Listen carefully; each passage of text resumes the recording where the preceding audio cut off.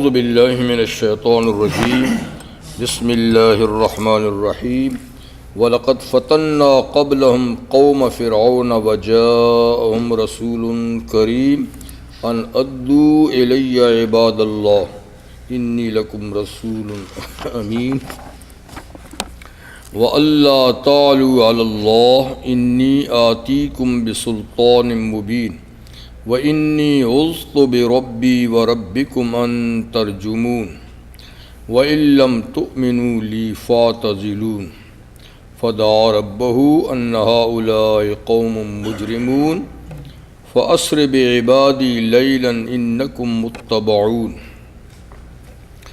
وَاتْرُكِ الْبَحْرَ رَهْوًا إِنَّهُمْ جُندٌ مُغْرَقُونَ صدق اللہ العظیم۔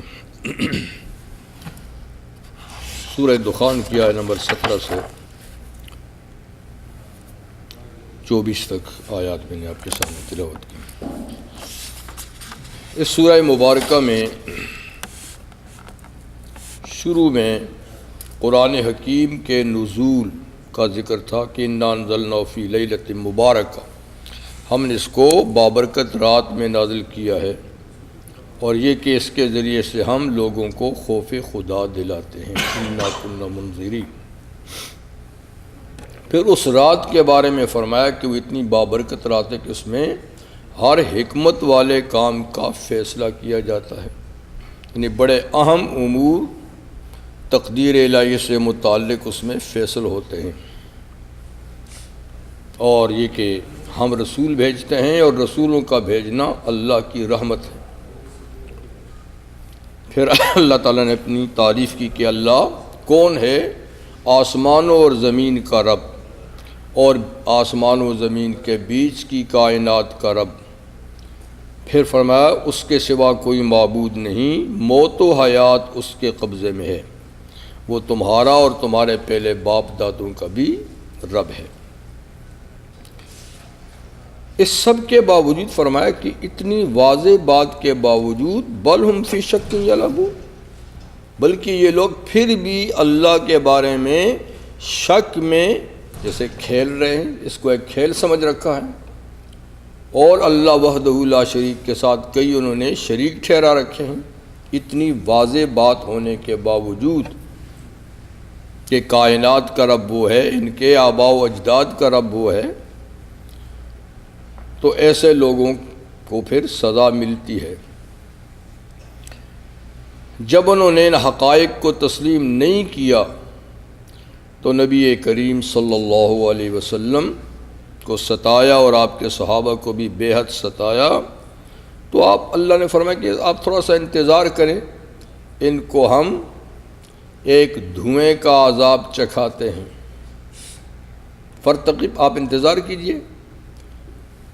یوم تأتی السماء بدخان مبین، جس دن آسمان پر واضح دھواں ہوگا، تو یہ کیا ہوگا؟ سب لوگوں کو ڈھانپے گا، اور یہ وہ دھواں نہیں ہے جو لکڑیوں سے گھاس پھوس کے جلانے سے ہوتا ہے۔ فرمایا کہ یہ عذاب علیم، یہ ہماری طرف سے عذاب علیم ہوگا۔ تو چنانچہ جیسے میں پہلے ذکر کیا تھا کہ اس دھوئیں سے کیا مراد ہے، بعض حضرات مفسرین کا خیال ہے کہ یہ قیامت کی آخری بڑی نشانیوں میں سے جو ایک دھواں ہوگا وہ مراد ہے، لیکن عبداللہ ابن مسعود رضی اللہ عنہ فرماتے کہ نہیں، یہ بات درست نہیں ہے، وہ اپنے زمانے اور اپنے دور میں آئے گا۔ آخری زمانے کا جو دھواں ہوگا قیامت کا، یہ وہ نہیں ہے، یہ ہو چکا ہے، اور یہ مشرکین مکہ پر عذاب کے طور پہ اللہ نے بھیجا تھا، کیونکہ رحمت عالم صلی اللہ علیہ وسلم کی جب تکذیب کی گئی اور انہیں ستایا گیا، تو آپ نے اہل مکہ کے لیے اللہ سے ایک دعا کی تھی کہ اللہ ان لوگوں کو ایسے قحط میں پکڑ جیسے یوسف کے زمانے میں قحط تھا، یعنی اتنے بگڑے ہوئے ہیں، ذرا ان کو ٹائٹ کیجیے۔ تو آپ کی دعا قبول ہوئی اور بارشیں بند ہو گئیں۔ ویسے بھی بارش برسے تو وادی مکہ میں کیا پیدا ہوتا ہے، لیکن پھر بھی پانی سے کچھ نہ کچھ تو گرد و غبار بیٹھتا ہے، لیکن اللہ نے بارشیں بند کر دی کئی سال، اور یہ کہ اس کا اثر دوسرے ایریوں پر بھی پڑا جہاں سے ان کو غذا آتی تھی۔ ادھر یمن میں ایک صاحب سردار تھے، وہ مسلمان ہو گئے، انہوں نے اس بیچارے پہ بھی لان تان شروع کر دیا، لو جناب اتنا پڑھا لکھا سردار ہے اور یہ جی ان کے پیچھے لگ گیا ہے۔ اس نے سنا تو اس نے کہا اچھا تم مجھے بیوقوف سمجھتے ہو، میں نے اسلام قبول کیا تو میں بیوقوف ہوں؟ تو وہ اس کا سرسبز و شاداب علاقہ تھا جہاں سے اناج مکہ آیا کرتا تھا۔ اس نے کہا آئندہ ایک دانہ میرے علاقے سے نہیں جائے گا مکہ۔ تو اس نے اناج کی ترسیل بند کر دی جہاں سے ان کو، تو اس طرح یہ بڑی پریشانی میں مبتلا ہوئے۔ ایسی صورتحال پیدا ہو گئی کہ یہ لوگ مردہ جانوروں کے چمڑے کھانے پر مجبور ہو گئے، ہڈیاں چوسنے پہ مجبور ہو گئے۔ تو بالآخر انہوں نے ایک ڈیلیگیشن حضور صلی اللہ علیہ وسلم کے پاس بھیجا، جس کے سربراہ ابو سفیان تھے۔ گئے تو انہوں نے کہا ٹھیک ہے ہم آپ کے مخالف رہے، مخالفت کی ہے، لیکن ہیں تو آپ کے رشتہ دار ہیں نا، تو آپ تو صلہ رحمی کی بڑی تعلیم دیتے ہیں کہ رشتہ داروں کے ساتھ اچھا سلوک کیجیے، یہ ہمارے ساتھ کیا ہو رہا ہے؟ آپ نے ہمارے لیے بد دعا کی اور ہماری حیثیت اب یہ ہے، تو خدا را ذرا دعا کریں ہماری مصیبت ٹلے، قحط ہٹے، ہم آپ کو مان لیں گے۔ تو پیغمبر کریم علیہ السلام نے دعا کی، قحط ختم ہو گیا۔ مزید یہ کہ کچھ وہاں ڈونیشن بھی کیا، غذائی چیزیں، کپڑے شپڑے بھی اس کو جمع کر کے دیے، یہ بھی لے جاؤ۔ لیکن جب گئے قحط ختم ہوا، خوشحالی آئی، پھر جہاں تھے پھر وہی کرنے لگے جو کرتے تھے۔ تو اس کا اللہ نے اس یعنی صورت میں ذکر کیا ہے، یہ دھواں وہ ہے جو ہو چکا ہے، یہ قیامت والا دھواں مراد نہیں، ٹھیک ہے نا؟ دھواں، ہاں اسموک، دھواں۔ فرمایا کہ اچھا ہے، اچھا اس سے یہ باز نہ آئے اور وعدہ کر کے توڑا، تو پھر آگے فرمایا یوم نبطش البطشۃ الکبریٰ، اب اس دن کا انتظار کریں جب ہم ان کو بڑی پکڑ سے پکڑیں گے۔ اب تو پکڑ کے چھوڑ دیا، اب آئندہ ایسی پکڑ پکڑیں گے جو چھوڑیں گے نہیں، اس لیے کہ انا منتقمون، ہم تو انتقام لینے والے ہیں، ہم تو بدلہ لینے والے ہیں، اور بدلہ لیے بغیر رہتے نہیں۔ اس سے جنگ بدر مراد ہے۔ چنانچہ جنگ بدر میں اللہ نے ایسا انتقام لیا کہ مشرکین مکہ کی کمر توڑ دی، نامی گرامی سردار قتل ہوئے، ایسے ہی گرفتار ہوئے، اور باقی ذلیل ہو کر بھاگے۔ تو اس سے ان کی بالکل کمر جیسے کہ توڑ کے رکھ دی۔ یہ تھا سابقہ تھوڑا سا بیان۔ آج جو میں نے آیات پڑھی ہیں، اسی سلسلے میں اللہ تعالیٰ قوم فرعون کا ذکر کرتے ہیں، یعنی ان کو مثال دیجئے، ان کی تباہی اور بربادی ہمارے لیے کوئی بڑا مسئلہ نہیں، ہم ان سے بڑی بڑی قوموں کا گردن ہم نے توڑ کے رکھی ہے، ان سے بڑے بڑے مغرور ہم نے ٹھکانے لگائے ہیں، یہ ان کے مقابلے میں چیز ہی کیا ہے جو اتنے بگڑے ہوئے ہیں۔ تو اس سلسلے میں حضرت موسیٰ علیہ السلام اور فرعون کا قصہ مختصر یہاں ذکر ہے کہ دیکھو فرعون کی روش بھی موسیٰ علیہ السلام کے ساتھ ایسی ہی تھی، اس کا طرز عمل بھی موسیٰ علیہ السلام کے ساتھ ایسا ہی تھا جیسا آپ کے ساتھ ان کا رویہ ہے۔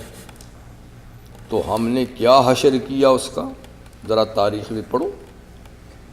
فرعون کو لشکر سمیت سمندر میں ڈبویا، اور موسیٰ علیہ السلام کو پوری قوم سمیت سمندر سے پار کیا۔ ہم تو ایسا کر چکے ہیں، اور اب ان کی باری ہے، ان کے ساتھ بھی ایسا کریں گے۔ لیکن اللہ کے ہاں رسی ڈھیلی ہے، رسی جلدی نہیں ہے۔ کب کرتے ہیں؟ اس میں کئی برس لگ سکتے ہیں، اس میں صدیاں بھی بیت سکتی ہیں، تو بنی اسرائیل نے 400 سال تک مظالم جھیلے، فرعون کے 400 سال، اس کے بعد کہیں جا کر ان کو نجات ملی۔ اور ہم لوگ کہتے ہیں کہ آج ہی ہو جائے سب کچھ۔ تو اب آگ بھڑک رہی ہے دنیا میں، آگ بھڑک رہی ہے اور اس کا رزلٹ نکلے گا انشاءاللہ۔ مگر یہ ہمیں جھنجھوڑنے کے لیے بھی ہے نا، کہ ہم اگر حرکت میں آئیں گے، جھنجھوڑے جائیں گے، خواب غفلت سے بیدار ہوں گے، تو اللہ کا قانون ہے ان تنصر اللہ ینصرکم، تم اللہ کے دین کی مدد کرو گے تب اللہ تمہاری مدد کرے گا۔ دیکھا، یہ قانون ہے۔ وَيُثَبِّتْ أَقْدَامَكُمْ، پھر اللہ تمہارے پاؤں کو ایسا جمائے گا کہ دنیا کی کوئی طاقت اس کو ہلا نہیں سکے گی۔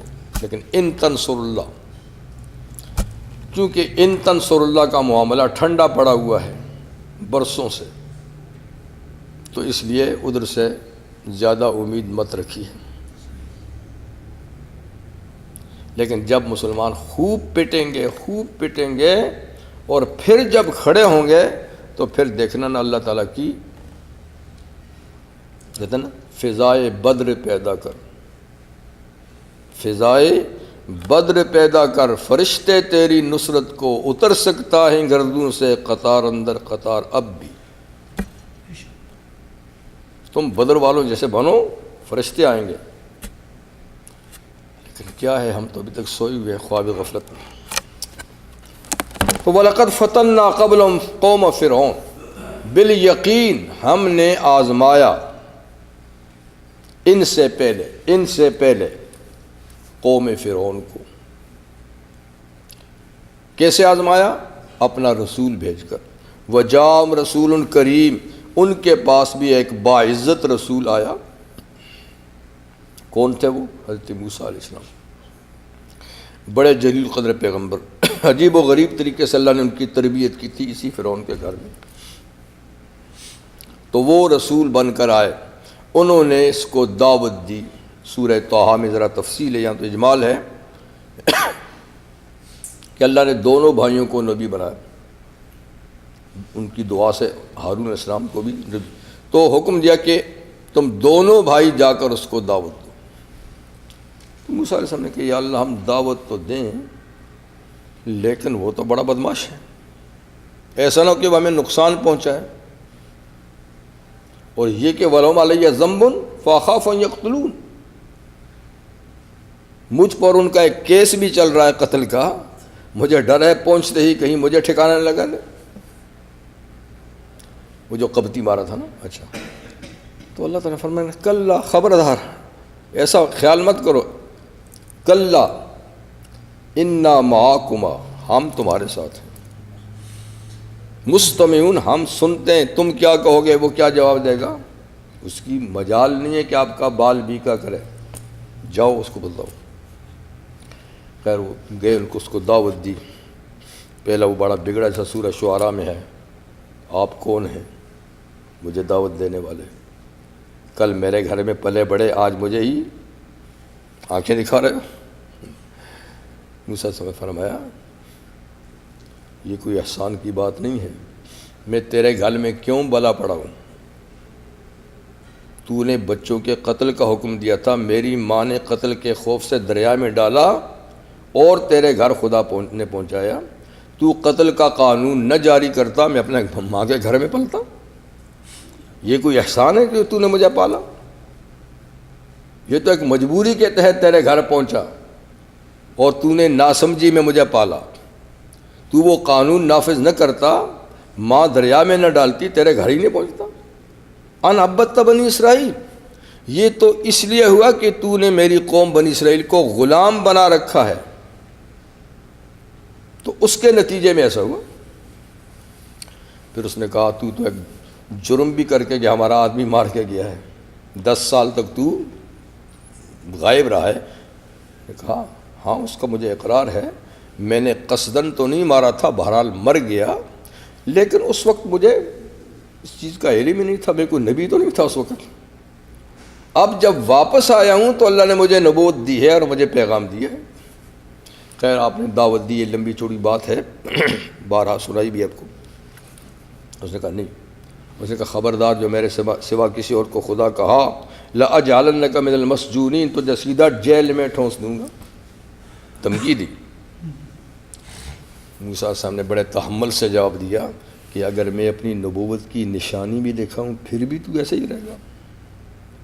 اس نے کہا کیا نشانی دکھا؟ آپ نے لاٹھی ڈالی تو اژدہا بن گیا۔ اب اس کو جان کے لالے پڑ گئے، جان کے لالے پڑ گئے، یہ منہ کھولا ہے ہڑ بھی نہ کر جائے کہیں۔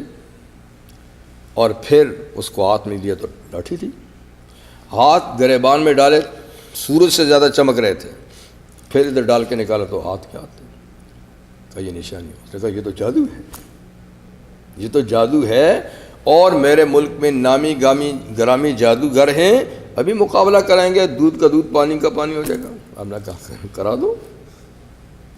جادوگروں سے مقابلہ ہوا تو بھی مار ہی پڑی، جادوگر سارے مسلمان ہو گئے،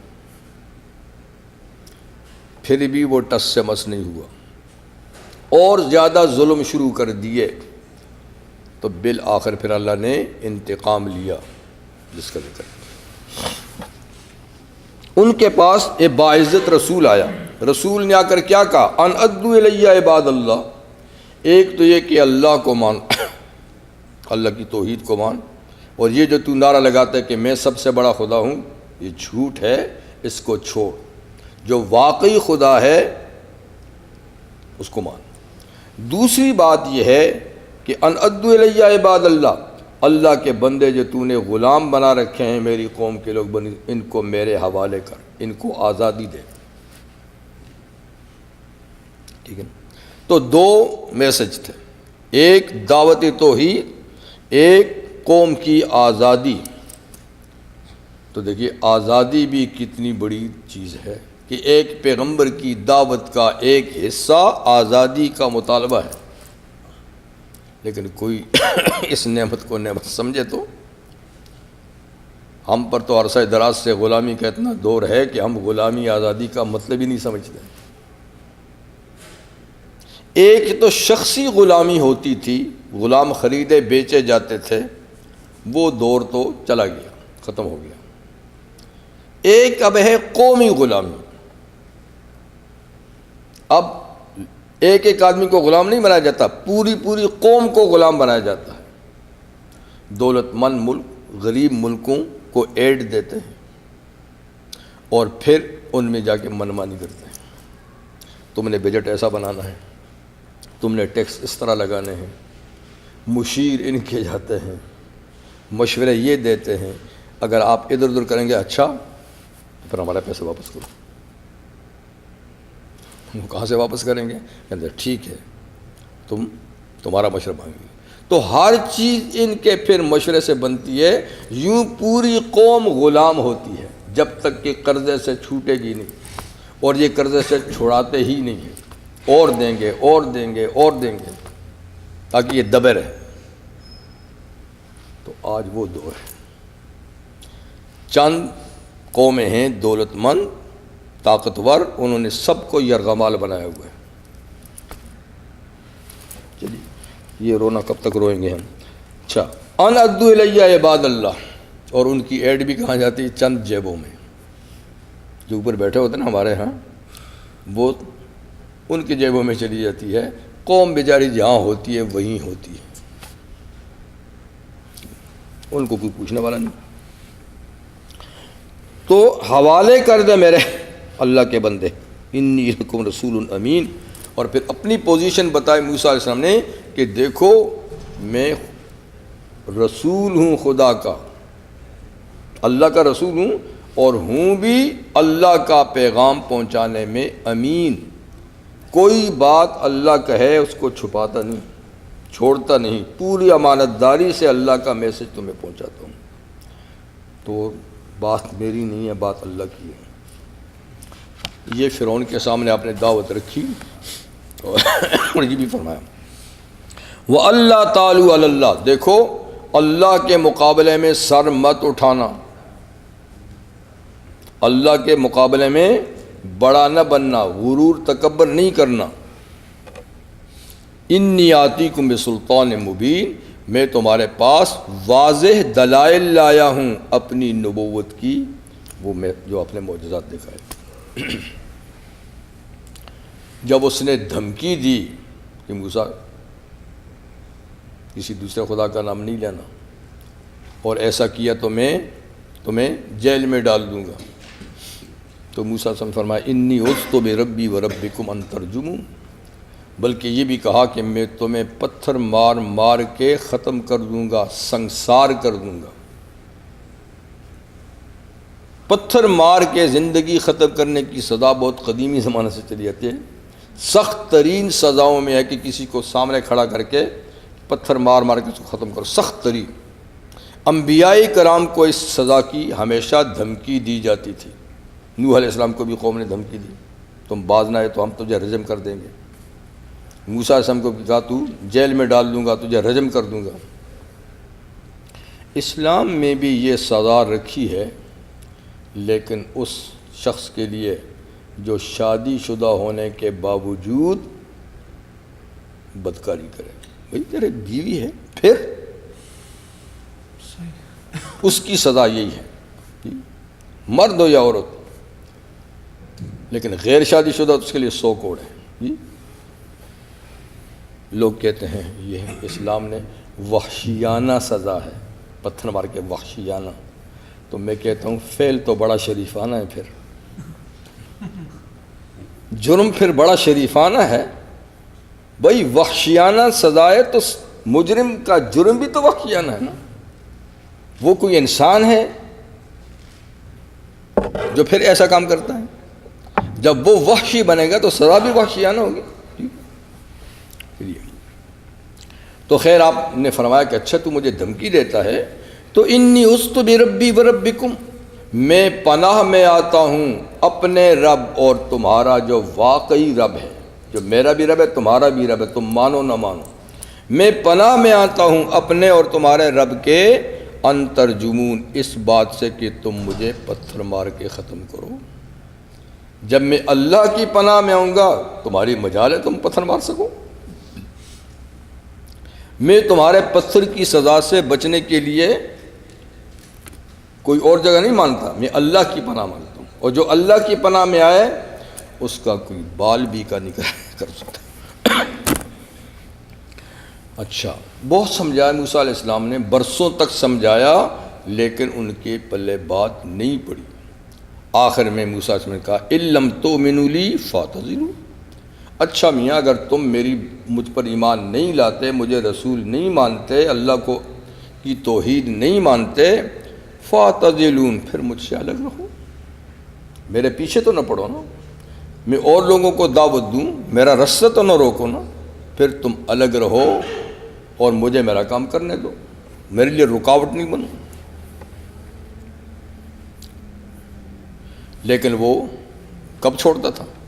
نہ خود مانتا تھا نہ اوروں کو دعوت دینے دیتا تھا۔ بالآخر موسیٰ علیہ السلام نے فدعا ربہ، اپنے رب سے دعا کی، ان ہؤلاء قوم مجرمون، یا اللہ میں نے بہت سمجھایا یہ لوگ مجرم ہیں اور جرم سے باز نہیں آتے۔ پہلے انبیاء کرام جب وقت پورا ہو جاتا تھا، دعوت مکمل ہو جاتی تھی، نہیں مانتے تھے، پھر اللہ سے دعا کرتے تھے کہ یا اللہ میں نے تو ڈیوٹی پوری کر لی ہے۔ تو موسیٰ علیہ السلام نے بھی بالآخر فرمایا کہ یا اللہ، اس سے پہلے ایک اور دعا بھی سورہ یونس میں ہے، وہ موسیٰ علیہ السلام نے دعا مانگی، ہارون علیہ السلام نے اس پہ آمین کہی۔ وہ دعا یہ تھی کہ یا اللہ یہ قوم بگڑی ہوئی اس لیے ہے کہ تو نے اس کو بہت نعمتوں سے نوازا ہے، حکومت ان کو دی ہے، سرسبز و شاداب ملک ان کو دیا ہے، نہریں بہتی ہیں، خزانے ہیں۔ مصر آپ کو پتہ ہے قدیم زمانے سے بہت سرسبز و شاداب اور دولت مند ملک رہا ہے، نہریں بہتی ہیں، اس کے اندر بڑے بڑے ڈیم بنے ہوئے ہیں اور ہر طرح کی نعمت۔ تو یہ اس لیے بگڑے ہیں کہ ان کے پاس کمی کس چیز کی ہے؟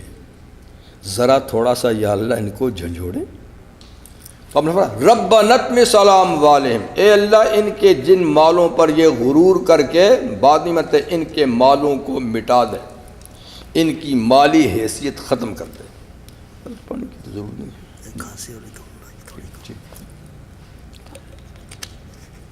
یعنی ان کے سونے چاندی کو پتھر بنا دے، ان کے اناجوں کے جو بڑے بڑے ویئر ہاؤس ہیں ان میں گھن لگا دے، کیڑا لگا دے، ان کی فصلوں کو تباہ کر دے۔ یہ کھا پی کر یہ مغرور ہو رہے ہیں۔ آخری دعا تھی، یہ دعا کی تو اللہ نے واقعی سب کچھ مٹا دیا۔ صبح اٹھے، جتنے خزانے تھے سارے پتھر ہیں، جتنے سکے تھے سونے چاندی کے سارے پتھر ہیں، ہر چیز ختم ہے۔ ایسی سزا پہلے بھی ان کو ملتی رہی نا، 5-6 سزائیں، لیکن یہ مال کے ختم ہونے کی بھی۔ حضرت عمر بن عبدالعزیز رحمہ اللہ کے زمانے میں مصر میں ایک جگہ میں کھدائی ہوئی، کوئی آثار قدیمہ ہوں گے، کھدائی ہوئی تو ایک بیگ نکلا، اس بیگ میں انڈے تھے مگر وہ تھے پتھر۔ اوپر سے دیکھو تو انڈے ہیں لیکن ایسے کر تو پتھر۔ وہ شام میں دارالحکومت میں بھیجا گیا کہ یہ یہاں سے تھیلا ملا ہے۔ ان نے وہاں پہنچا تو نے کہا ہو سکتا ہے کہ یہ فرعون کے زمانے کی ہوں، کہ موسیٰ علیہ السلام کی دعا سے ہر چیز پتھر بن گئی تھی، لگتا ہے کہ یہ تھیلا اسی زمانے کا ہے۔ ایسا بھی ہوا۔ خیر یہ کہ فدعا ربہ، موسیٰ علیہ السلام نے اپنے رب سے دعا کی، ان ہؤلاء قوم مجرمون، یا اللہ یہ بڑے مجرم ہیں اور یہ جرم سے کسی صورت میں بھی یعنی باز نہیں آتے۔ بہت دفعہ اللہ تو نے ان کو سزائیں دیں لیکن یہ سزا کے وقت تو کہتے ہیں ہم مان جائیں گے سزا ہٹ جائے، لیکن جب سزا ہٹ جاتی ہے تو یہ پھر اسی ڈگر پہ چلتے ہیں۔ تو مطلب ہے کہ اب کوئی صورت نہیں ہے ان کے سدھرنے کی، اور نہیں یہ میری قوم کو آزادی دیتے ہیں۔ تو اللہ تعالیٰ نے خود فیصلہ کیا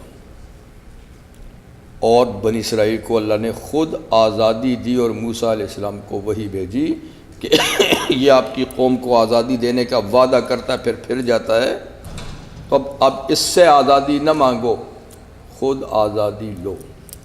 وہ کیا؟ فَأَسْرِ بِعِبَادِي لَيْلًا، اے موسیٰ میرے ان بندوں کو راتوں رات اس ملک سے لے جا، راتوں رات اس ملک سے لے جا۔ کیسے لے جا؟ کیسے وہ جانے دے گا؟ تو اس کے لیے مشاورت کی موسیٰ صلی اللہ علیہ وسلم کہ اس کے لیے کون سا موقع مناسب ہے کہ سب بنی اسرائیل کو اکٹھا کروں، ان کو لے جاؤں۔ تو طے ہوا کہ جو ان کے سالانہ عید یا میلے کا دن تھا وہ منتخب کیا گیا، کہ وہ تو ہر سال ہی وہ کسی کھلے میدان میں جا کر فنکشن کیا کرتے تھے، اور سب فرعونیوں کو پتہ ہے کہ یہ میلے کا دن ہے، یہ سب لوگ وہاں جاتے ہیں تو ان کو خبر نہیں ہوگی۔ اس سے پہلے ہم کہیں گے جاؤ تو یہ سب دیکھیں گے، کہاں جانے دیں گے؟ تو میلے کے دن بہرحال یہ لوگ گئے اپنی جگہ میں، ان کو پتہ تھا۔ اور اس میں جانے کے لیے چونکہ غلام قوم تھی، ان کے پاس سرمایہ تو نہیں تھا، نہ مناسب عید کے لیے لباس، نہ زیورات، تو یہ اڑوس پڑوس سے فرعونیوں سے عید منانے کے لیے کپڑے، جوتے، عورتیں زیورات مانگتے تھے، وہ دے دیتے تھے کہ میلے سے واپس آئے تو آپ کو واپس کر دیں گے۔ وہ بھی انہوں نے مانگ لیے، تو ان کو یقین آیا کہ یہ تو میلے ہی پہ جا رہے ہیں، ہر سال جاتے ہیں، ہم سے یہ سامان بھی لے جاتے ہیں۔ تو کسی کو کانوں کان خبر نہیں ہوئی۔ جب میلے کی جگہ میں پہنچے تو موسیٰ صلی اللہ علیہ وسلم نے کہا اللہ کو حکم ہے کہ یہاں سے جانا ہے، ہم نے آج یہاں رہ کر ہم نے فنکشن نہیں کرنا، بلکہ یہاں اکٹھے ہوئے ہیں، اب جلد از جلد اس ملک سے ہم نے نکلنا ہے۔ ٹھیک ہے۔ اب جب نکلے وہاں سے تو زمانے میں وہ تو بیچارے پیدل جاتے تھے، سواریاں تو تھی نہیں، شہر سے نکلے 1-2 دن تو فرعون نے کہا یہ 2-3 دن تو یہ میلے میں ہوتے ہیں، چپ رہے۔ جب 3-4 دن گزرے یار آئے نہیں ہیں، اور یہ تو ان کو فکر تھی کہ ہم میرے پہ ظلم کرتے ہیں، ہم سے تنگ ضرور ہیں، اور موسیٰ ان کی آزادی کا مطالبہ بھی کرتا ہے، ہم مانتے نہیں ہیں، ہو نہ ہو یار یہ کہیں ادھر ادھر نہ ہو جائیں۔ یہ ادھر ادھر ہوئے تو ہمارا تو سارا بزنس ٹھپ ہو جائے گا، جو ہم ان سے کام لیتے ہیں کھیتوں میں دکانوں میں، سارا کام غلاموں سے لیتے ہیں، ہم تو چودھری ہیں گھروں میں بیٹھے رہتے ہیں۔ تو اب ان کو بھنگ پڑی کیا، ادھر ادھر پتہ کیا تو پتہ لگا کہ وہ تو میلے والی جگہ میں نہیں ہے، کہا نہیں ہے، پھر بھائی بس وہ چلے گئے ہیں۔ اب فرعون نے فوراً ملک میں اعلان کیا سب فوج کی چھٹیاں منسوخ، جو چھٹیوں پر ہیں وہ بھی واپس آئیں، سارے وزیر مشیر سب کو لیا، بھائی فرعون یعنی اسرائیلی چلے گئے ہیں، ان کو پکڑنا ہے۔ 13 لاکھ فوج لے کر، 13 لاکھ، آج بڑے بڑے ملکوں کے پاس 13 لاکھ فوج نہیں ہے، آپ بتائیں کتنی بڑی مضبوط سلطنت تھی۔ 13 لاکھ فوج لے کر، خود بھی اس کے وزراء مشیر سب ارکان دولت گھوڑوں پہ سوار جا رہے ہیں ان کے پیچھے، وہ بیچارے پیدل جا رہے ہیں، اور کل ان کی تعداد کوئی 6 لاکھ 17 لاکھ، عورتیں ہیں، بچے ہیں، بوڑھے ہیں۔ جب چلے گئے، یہ تو تیزی سے پہنچے، وہ تو پیدل جا رہے تھے، دور سے دیکھا گرد و غبار اڑ رہی ہے، فوج آ رہی ہے، ڈر گئے بیچارے، فوراً موسیٰ سے کہا موسیٰ تو نے مروا دیا ہمیں، انا لمدرکون، اے موسیٰ ہم تو پکڑے گئے، دیکھیے پیچھے سے فوج آ رہی ہے، آگے بھاگ بھی نہیں سکتے اور بھاگنے کا رستہ بھی نہیں، آگے سمندر ہے، دریا ہے، پیچھے فرعون کی فوج ہے، آگے دریا کی موج، جائیں گے کہاں؟ موسیٰ علیہ السلام اللہ کے نبی تھے اور اللہ کے حکم سے ہی یہ کام کر رہے تھے۔ فَأَسْرِ بِعِبَادِي، راتوں رات میرے بندوں کو لے جاؤ، اور یہ بھی کہا اِنَّكُمْ مُتَّبَعُونَ، تمہارا پیچھا بھی کیا جائے گا، اس کا خیال رکھنا، وہ پیچھے آئے گا، یہ بھی تمہیں بتا دیے پہلے، لیکن گھبرانے والی بات نہیں۔ پھر موسیٰ نے کہا کہ کلا، ڈرنے کی بات نہیں، اِنَّ مَعِیَ رَبِّی سَیَہْدِینِ، میرا رب میرے ساتھ ہے اور وہ ہمیں نکلنے کا رستہ بتائے گا، کہاں سے جانا ہے۔ جب یہ لبے دریا پہنچے اور اس کی فوجیں قریب آ گئیں تو اللہ تعالیٰ نے موسیٰ کو کہا وَاتْرُكِ الْبَحْرَ رَهْوًا، پہلے کہا اضرب بعصاک البحر، دریا میں ایک لاٹھی ماری، لاٹھی ماری، ایک دم ہی دریا کے 12 حصے ہو گئے، بعض کہتے ہیں کہ 12 جگہ لاٹھی ماری، بعض کہتے ہیں ایک ہی ماری تھی، لیکن 12 جگہ پانی کی دیواریں کھڑی ہوگی اور صاف شفاف جیسے کہ شیشہ ہے، ادھر کا منظر ادھر کا منظر نظر آتا ہے، کھڑا ہوگا پانی، بیچ میں جو کیچڑ تھا، ایک جب اللہ نے ہوا کو حکم دیا، ایک تو کیچڑ کو خشک کر دیا، خشک رستے بن گئے، تو اللہ تعالیٰ نے فرمایا کہ یہ 12 قبیلے ہیں بنی اسرائیل کے، اور ایک ایک قبیلہ ایک ایک رستہ پہ ان کو ڈال دیجیے۔ چلے گئے وہ لوگ، چلے گئے، اللہ نے فرمایا وَاتْرُكِ الْبَحْرَ رَهْوًا، اور دریا کو رکا ہوا ہی چھوڑ دیں، یعنی اس کو ملنے کا نہیں کہیں، اس لیے کہ ہم نے ان کو بھی اس میں لانا ہے۔ وَاتْرُكِ الْبَحْرَ رَهْوًا، آپ جب پار چلے جاؤ تو اس کو رکا ہی رہنے دو، یعنی اس کے لیے دعا نہ کرنے کی حال آپ اس کو ملا دیں، کیوں؟ اِنَّهُمْ جُنْدٌ مُغْرَقُونَ، بے شک یہ پیچھے جو فوج آ رہی ہے یہ اسی میں ڈبوئے جائیں گے، اسی رستے میں لا کر ان کو ہم نے ڈبونا ہے۔ چنانچہ ایسے ہی ہوا، وہ پار چلے، آخری اسرائیلی پار ہوا تو پہلا قبطی دریا کے کنارے پہ پہنچا، تو آگے تو چونکہ ان کا وہ لیڈر ہے اور سمجھتا بھی ہے کہ دریا میرے لیے تھوڑا رکا ہے، تو وہ رک گیا۔ لوگ کہتے جی حضرت آپ بھی چلیں نا پیچھے سے، رستہ تو بنا ہوا، وہ کیسا حضرت کو اپنا حضرت ہونے کا تو پتہ ہے کہ میں کیسا حضرت ہوں، نہیں وہ ڈاما ڈول ہو رہا تھا، لیکن اللہ نے جبریل امین کو بھیجا گھوڑی دے کر، جنت سے گھوڑی دے کر بھیجا، اور وہ اس کا جو مست گھوڑا تھا جسے تھا نا، اس کے سامنے لے جا کر انہوں نے گھوڑی کھڑی کر دی۔ جب گھوڑی کھڑی کی تو گھوڑی کو انہوں نے کہا چل دریا میں، گھوڑی تو فرشتے کی تھی، اس نے چھلانگ لگائی، اب اس کی بریکیں فیل ہو گئی، یہ موڑ رہا ہے وہ کہتا ہے تو کیسا موڑ رہا ہے؟ وہ اس گھوڑی کے پیچھے اس نے بھی چھلانگ لگا دی، نہیں رکا۔ جب وہ بے اختیار چلا گیا، فوج نے کہا ہمارا خدا چلا گیا تو ہم کیوں کریں؟ پیچھے سے فوج بھی داخل ہوگی۔ جب سارے کے سارے دریا میں پہنچ گئے تو اللہ نے حکم دیا کہ تو مل جا۔ اب دیواریں ٹوٹیں اور پانی چل پڑا، کسی کا نام و نشان نہیں ملا۔ عام طور پہ لاشیں مل جاتی ہیں، لیکن یہ وہ ڈبونا تو نہیں تھا نا، یہ اللہ کے عذاب کا ڈبونا تھا۔ کسی ایک فوجی کی لاش نہیں ملی، زمین کھا گئی۔ پانی نے کیا کر دیا؟ سوائے فرعون کی لاش کے، کہ اللہ نے اس کی لاش کو عبرت کے لیے بچایا۔ وہ تیرتا تیرتا گیا آگے، ساحل پہ کچھ دھوبی کپڑے دھو رہے تھے، ان کے قریب جا کر اس کی لاش رکی۔ یار یہ کون گا رہا ہے، اس کی لاش کو نکالو۔ نکالا تو کہا یہ لگتا تو وہی ہے، لیکن وہ یہاں کیا، وہ تو کنگ ہے اور اپنے خیال میں خدا ہے، شکل تو اس کی جیسی ہے۔ پھر کہا ایسے یہاں کیسے آ گیا؟ اوپر سے کپڑے اتارے تو نیچے سونے کی زرہ پہنی تھی، لوہے کا کوٹ، یہ اس کی خاص نشانی تھی، یونیفارم، یہ اور کسی کا نہیں ہوتا تھا۔ دیکھا وہ ہے، ہو یہ تو وہی ہے۔ اب اٹھایا، اس کو نکالا، اور مصری ایک خاص قسم کا مسالہ لگتا ہے، حنوط کہتے ہیں، اس کی لاش کو حنوط کیا مسالہ لگایا اور اس کو لے جا کر رکھ دی۔ وہ اب تک اس کی لاش پڑی ہوئی ہے میوزیم میں۔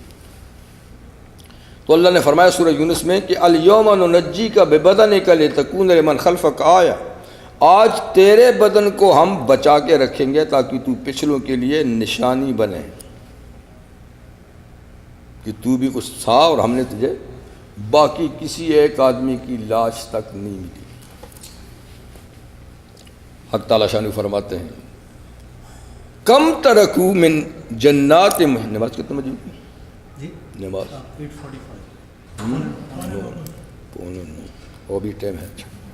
کم ترکو من جنات وعیون، کتنا ہی چھوڑ گئے، کتنے ہی چھوڑ گئے، باغات، بہتے چشمے، باغات اور بہتے چشمے کتنے ہی چھوڑ گئے، وزروع اور لہلہاتے کھیت، فصلیں، ومقام کریم اور باعزت ٹھکانے، محلات، کوٹھیاں، شاندار مکانات، فرنیچر سے بھری ہوئی، کتنی چھوڑ گئے۔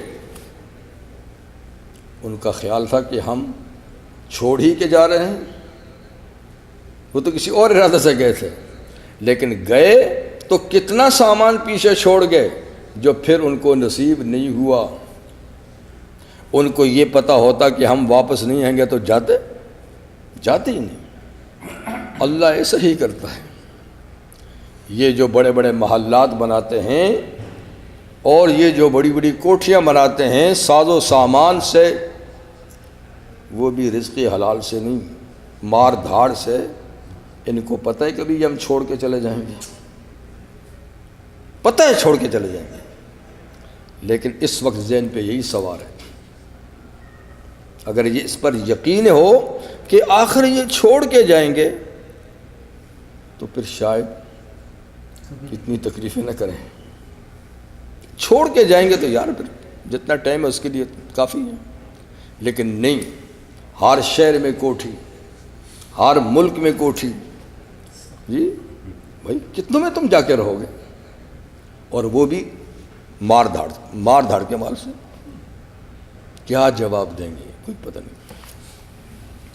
اللہ فرماتے ہیں کتنے ہی چھوڑ گئے وہ اپنے پیچھے، باغات، چشمے، فصلیں، عمدہ مکان، ونعمتن اور ناز و نعمت کی بے شمار چیزیں کتنی چھوڑ گئے، کانوا فیہا فاکہین، جس میں وہ دل لگیاں کیا کرتے تھے بیٹھ بیٹھ کے، خوش گپیاں کیا کرتے تھے بیٹھ بیٹھ کے، وہ ساری مجلسیں سون ہو گئیں، چھوڑ گئے۔ کذالک، اللہ فرماتا ہے ایسا ہی ہوتا ہے، ایسا ہی ہوتا ہے جی۔ کہاں ہیں وہ باغ جن کے لاکھ مالی تھے، سکندر جب گیا دنیا سے دونوں ہاتھ خالی تھے، خالی تھے۔ جو آتا ہے خالی ہاتھ جاتا ہے۔ وَأَوْرَثْنَاهَا قَوْمًا آخَرِينَ، اللہ فرماتے ہیں ہم نے اس سب کچھ کا دوسری قوم کو وارث بنا دیا، ان سے لے کر ایک دم دوسری قوم کے حوالے کر دیا، اب تم لو۔ اب یہ دوسری قوم کون ہے جس کا وارث بنا ہے؟ مصر کا۔ ظاہر بات ہے کہ سارے مصری تو نہیں گئے تھے نا، فوج اور فرعون اور اس کی حکومت کیا کرنے گئے تھے نا، باقی مصری تو نہیں تھے، تو قوم سے وہ مراد بھی ہو سکتے ہیں کہ جو بچے تھے پیچھے وہی ان کے محلات کے وارث بنے۔ بعض کہتے ہیں کہ بنی اسرائیل، لیکن بنی اسرائیل نہیں بنے کیونکہ وہ جب دریا سے پار ہوئے پھر واپس مصر نہیں ہے۔ ہاں پھر برسوں بعد حضرت سلیمان علیہ السلام کی جب حکومت کا دور آیا تب مصر پھر مسلمانوں کے پاس آیا تھا۔ تو یوسف علیہ السلام سے لے کر سلیمان علیہ السلام تک یہ بیچ کا جو عرصہ ہے اس میں کوئی مسلمان حاکم وہاں نہیں بنا، سب فرعون بھی کسی آدمی کا نام نہیں ہے، یہ لقب ہے مصر کے بادشاہوں کا۔ اور موسیٰ علیہ السلام کے زمانے میں جو فرعون تھا یہ 32واں فرعون تھا، 32واں۔ تو بہرحال مطلب ہے کہ مصر پھر سلیمان علیہ السلام کے زمانے میں مسلمانوں کے کنٹرول میں آئے، بیچ کے عرصے میں مسلمان وہاں نہیں رہے۔ تو قومن آخرین سے یا مراد وہی سلیمان علیہ السلام کا دور ہے کہ فرعون کے بعد پھر کئی دور گزرے اور پھر اس کے بعد سلیمان علیہ السلام کے دور میں بنی اسرائیل ان کو وراثت ملی وہاں کی، ٹھیک ہے۔ اور یا اس وراثت سے مراد ہے فلسطین کی، شام کی، جن کا اپنا وطن ہے، کہ ہم نے مصر جیسی حکومت کا وارث بنایا دوسری قوم یعنی بنی اسرائیل کو، غلامی سے نکال کے اپنے وطن کا وارث بنایا، یہ بھی ہو سکتا ہے۔ فما بکت علیہم السماء والارض، اللہ فرماتے ہیں جب فرعون اور اس کی فوج غرق ہوئی تو نہ ان کی موت پہ آسمان رویا نہ زمین روئی، نہ آسمان رویا نہ زمین روئی۔ مطلب یہ ہے کہ ان کی ہلاکت کوئی بڑا واقعہ نہیں تھا، کیونکہ بڑا ہنگامہ کھڑا ہو جاتا، کچھ بھی نہیں ہوا، کچھ بھی نہیں ہوا۔ دنیا کہتی ہے میں چلا گیا تو یہ ہو جائے گا وہ ہو جائے گا، اللہ فرماتا ہے ہم نے صدیوں کی حکومت کو الٹ کر دیا، نہ آسمان رویا نہ زمین، یا کہ محاورہ ہے، نہ آسمان رویا نہ زمین روئی، یعنی کوئی بڑا واقعہ ہی نہیں تھا ہماری کو۔ تو ان کو یعنی مکہ والوں کو مٹانا کون سا بڑا واقعہ ہے؟ ان کے پاس تو نہ اتنی دولت ہے، نہ وہ حکومت ہے، نہ وہ فوج ہے، یہ کون سی باغ کی مولی ہیں؟ جبکہ فرعون جیسی سلطنت کو ہم نے ڈبویا، نہ آسمان رویا نہ زمین روئی، یعنی کچھ بڑا واقعہ نہیں تھا۔ لیکن رونے کا ایک مطلب وہ بھی ہے جس سے واقعی رونا مراد ہو، جیسے کہ حدیث میں ہے کہ مومن کے، بلکہ ہر شخص کے آسمان میں دو گیٹ ہیں، ایک اس کے اعمال کے جانے کا گیٹ جو عمل کرتا ہے وہ اوپر جاتے ہیں، اور ایک اس کی روزی نازل ہونے کا گیٹ جس سے اس کی روزی کا حکم نازل ہوتا ہے۔ ایک سے روزی کے نزول کا فیصلے ہوتے ہیں، ایک سے اس کے اعمال اوپر جاتے ہیں۔ تو جب کوئی مومن آدمی مرتا ہے تو کہتے ہیں وہ دونوں گیٹ بند ہو جاتے ہیں، تو وہ مومن کی موت پہ وہ روتے ہیں کہ ہائے وہ چلا گیا، اس کے اچھے عمل یہاں سے گزر کے جایا کرتے تھے، گیٹ بند ہو گیا۔ اور یہ کہ روزی کا بھی بند ہو گیا، تو مر گیا ہے روزی کا بھی بند ہو گیا، وہ بھی روتا ہے وہ بھی روتا ہے۔ اس کے علاوہ یہ بھی کہا جاتا ہے احادیث میں کہ مومن آدمی جب مرتا ہے تو زمین کے جس حصے پہ اس نے کوئی نیک کام کیا ہوتا ہے وہ روتا ہے، وہ حصہ روتا ہے، کہ اس جگہ میں تو اس نے تلاوت کی تھی، یہاں تو اس نے نماز پڑھی تھی، یہاں تو اللہ کا ذکر کیا تھا، اچھا وہ مر گیا ہے، تو کہتے ہیں وہ حصہ روتا ہے مومن کی۔ لیکن کافر بدکار اس کے مرنے پہ کہتے ہیں کہ ہر چیز خدا کا شکر ادا کرتی ہے، ہر چیز، درخت بھی، زمین بھی، پتھر بھی، آسمان بھی، زمین بھی کہتے شکر ہے یا اللہ تو نے اس کو اٹھا لیا، پتہ نہیں کوئی ایسا کام کرتا کہ تیرا ایسا غضب آتا کہ ہم بھی متاثر ہوتے، پتہ نہیں وہ ایسا کوئی کام کر دیتا کہ آپ اس پہ غصہ ہوتے، عذاب بھیجتے، ہم بھی دھر لیے جاتے، اچھا ہوا جو وہ مرا، نحوست ختم ہوئی، تو اس کے مرنے پہ ہر چیز خدا کا شکر ادا کرتی ہے۔ ابو ہریرہ رضی اللہ عنہ کے پاس کسی نے کہا کہ آپ ظالموں کو کیوں ڈانٹتے ہیں، کرنے دیں، وہ اپنی قبر میں جائیں گے، اپنا بھگتیں گے۔ آپ نے فرمایا تمہیں کیا پتہ ہے، اپنا بھگتیں گے، ان کے کرتوتوں سے تو جنگلوں میں پرندے بھی مر جاتے ہیں، ان کے کرتوتوں سے جنگل میں گھونسلے میں پرندے مر جاتے ہیں، تم کہتے ہو کہ اس کا ظلم اسی پر ہے؟ تو ظالم کا ظلم متعدی ہے، اس کے اثرات دوسروں تک بھی جاتے ہیں، اس کی نحوست اور جگہ بھی جاتی ہے، گناہوں کی نحوست اور جگہ بھی جاتی ہے۔ اس لیے فرمایا کہ ظالم جابر مرتا ہے تو ہر چیز خوش ہوتی ہے، چلو اس کی وجہ سے جو عذاب آنا تھا وہ تو ٹل گیا نا، وہ تو ٹل گیا، اور مومن کے مرنے سے ہر چیز روتی ہے۔ اللہ فرمایا کہ ان کے مرنے سے نہ زمین روئی نہ آسمان رویا۔ وما کانوا منظرین، اور ان کو کوئی مہلت اور ڈھیل بھی نہیں دی گئی، ٹھیک وقت پہ ہم نے پکڑا، ہمارے ہاں ہر چیز کا وقت طے شدہ ہے۔ اب آپ کون سا وقت ہے اللہ جانتا ہے، لیکن یاد رکھیے گا یہ اللہ کا قانون ہے۔ وَسَيَعْلَمُ الَّذِينَ ظَلَمُوا أَيَّ مُنْقَلِبٍ يَنْقَلِبُونَ، بہت جلدی ظالم جان لیں گے کہ وہ کہاں جاتے ہیں، ان کا انجام کیا ہونا ہے۔ پنداش ستمگار، سمجھ لے ظالم جو اس نے مجھ پر کیا ہے، مجھ پہ تو گزر گئی، اس پہ آنے والی ہے، مجھ پہ تو اس کے ظلم سے گزر گئی، لیکن اس کو وہ سمجھ لے کہ اس پہ آنا ہے، وہ بچے گا نہیں، تو ظالم بچتا نہیں۔ تو اب پھر دنیا میں ظلم کا بازار گرم ہے، تو دیکھیے کیا ہوتا ہے۔ وَلَقَدْ نَجَّيْنَا بَنِي اسرائیل، فرعون تو ڈوبا اور ہم نے بنی اسرائیل کو نجات دی، من العذاب المہین، اس ذلت ناک عذاب سے جس میں فرعونیوں نے ان کو مبتلا کیا تھا، وہ غلامی، یعنی انہوں نے جو غلام بنایا تھا، یہ ذلت ناک عذاب ہے۔ اللہ کہتا ہے غلامی ذلت ناک عذاب ہے، اس سے ہم نے بنی اسرائیل کو نجات دی، آزادی بہت بڑی نعمت ہے۔ دو اسی زمانے کا شعر ہے، کافی برسوں کی بات ہے، انڈیا پاکستان کی جب جنگ تھی اس وقت، یہ کسی نے اخبار میں لکھا تھا تو میرے ذہن میں ہے۔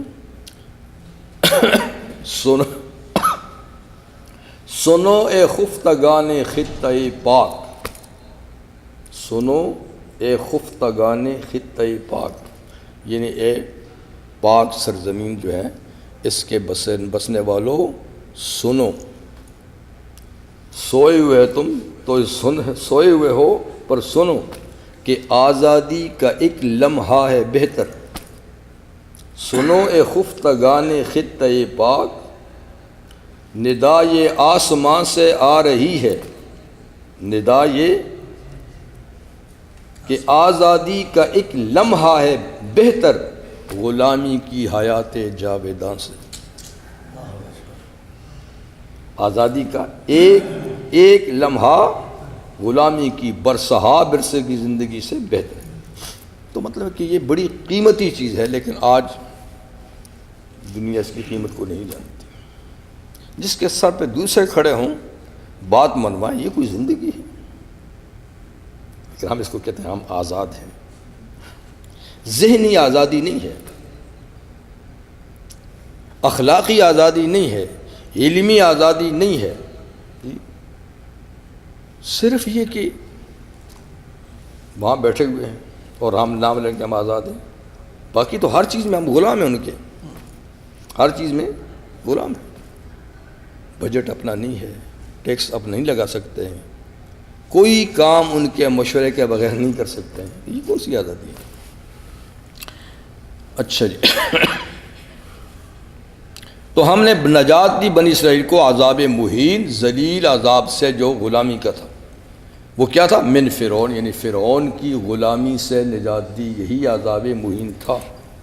انہ کان عالی من المسرفین، یہ فرعون بڑا متکبر اور بہت زیادہ زیادتی کرنے والا، ظلم و زیادتی کرنے والا تھا. اس سے ہم نے ان کو نجات دی. ٹھیک ہے نا. پھر وَلَقَدِ اخْتَرْنَا مَا لَا عِلْمٍ عَلَى الْعَالَمِينَ، پھر ہم نے چن لیا بنی اسرائیل کو، منتخب کر لیا بنی اسرائیل کو، اعلیٰ علم، جانتے ہوئے کہ ان میں کمزوریاں بھی ہیں، جانتے ہوئے کہ ان میں کمزوریاں بھی ہیں، پھر بھی ہم نے بنی اسرائیل کو چن لیا علی العالمین، اپنے دور کے سب لوگوں پر. تو بنی اسرائیل اپنے زمانے کی سب سے بڑی قوم تھی اللہ کے نزدیک. اس میں ہزاروں پیغمبر خدا نے پیدا کیے، بے شمار بادشاہ ان میں آئے. تو باوجود کمزوریوں کے، کہ کمزوریاں بھی ان میں کافی تھیں، لیکن اللہ تعالیٰ نے پھر بھی اپنے دور کے امتوں پر ان کو فوقیت دی اور فرمایا کہ ان کو ہم نے پسند کیا. لیکن یہ علی العالمین سے مراد یہ امت نہیں ہے، پہلی امت ہے. اس لیے کہ اس امت کی برتری تو اللہ نے ساری امتوں پر کی ہے. کنتم خیر امت اخرجت للناس، تم سب سے بہتر امت ہو جو لوگوں کے لیے تم کو اللہ نے نکالا ہے، ان کی ہدایت کے لیے. جس طرح سید الکونین نبیوں کے امام، جس طرح سید الکونین ہیں نبیوں کے امام، ان کی امت بھی ہے دنیا میں امام اقوام، ان کی امت بھی ہے دنیا میں امام اقوام. اللہ نے تو یہی بنایا تھا، لیکن آج وہ امام پیچھے ہے اور امتیں دوسری آگے ہیں. ہم نے خود منصب چھوڑ دیا، پیچھے ہو گئے اور اقوام کو آگے کر دیا ہے، ورنہ جگہ ہماری تھی. اچھا جی. وَآتَيْنَاهُم مِّنَ الْآيَاتِ، اور ہم نے ان کو آیات دیں، نشانیاں دیں اپنی، یعنی ان کے انبیاء کرام کو معجزات دیے. تو وہ ان کے امت کے معجزات یہ یعنی امت کے لیے بھی ہوتے ہیں. نبی کا معجزہ امت کے شرف کا باعث بھی ہوتا ہے. تو ہم نے ان کو نشانات دیے، ما وہ نشان، فی بلاء مبین، جن میں واضح آزمائش تھی. لیکن بلا کا لفظ آزمائش امتحان کے لیے بھی ہوتا ہے اور یہ رحمت کے معنی میں بھی ہوتا ہے، بلاؤ. تو ان میں واضح آزمائش تھی یا واضح رحمت تھی جو ہم نے ان کو نشانیاں دی.